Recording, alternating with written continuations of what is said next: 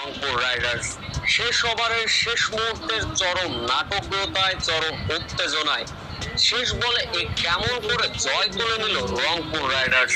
সেই সঙ্গে যে সমীকরণে ফাইনাল নিশ্চিত করে ফেলল সৌম্য সরকারের রংপুর রাইডার্স। দেখুন, গ্লোবাল লিগের প্রথম ম্যাচে জয় পেয়েছিল বাংলাদেশের রংপুর রাইডার্স। নিজেদের ব্যক্তিগত দ্বিতীয় ম্যাচ শুরুতে অবশ্য হবার্ট হ্যারিকেন্সের বিপক্ষে আগে ব্যাটিং করতে নেমেছিল রংপুর রাইডার্স, যেখানে এদিনও ব্যাট হাতে সৌম্য সরকার ফিরলেন 5 রানে। ইব্রাহিম জাদরান করেছিলেন 43 রান।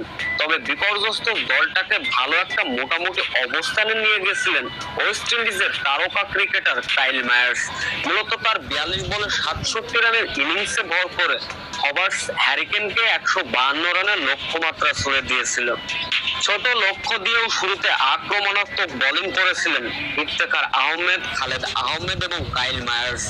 হবার্টস হ্যারিকেনের 5 ব্যাটারকে 82 রানের সাজঘরে পাঠিয়ে দিয়েছিলেন, যার ফলে ম্যাচটি চলে যায় শেষ মুহূর্তের নাটকীয়তায়।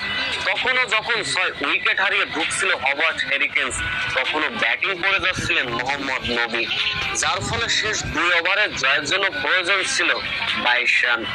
19তম ওভারে খালেদ আহমেদের জোড়া আঘাত সেই সঙ্গেও পূরণ করলেন 4 উইকেট, যার ফলে শেষ ওভারে হবার্ট হ্যারিকেনের জয়ের জন্য প্রয়োজন ছিল 6 বলে 13 রান। ওমর জাজার বলে প্রথম বলে ছক্কা হাঁকালেন মোহাম্মদ নবী, কিন্তু এর পরের বলে ফিরে গেলেন ব্যক্তিগত 41 রানের সাজঘরে, যার ফলে শেষ বলে নাটকীয়তায় রংপুর রাইডার্সের জয় ছিল 1 রানের।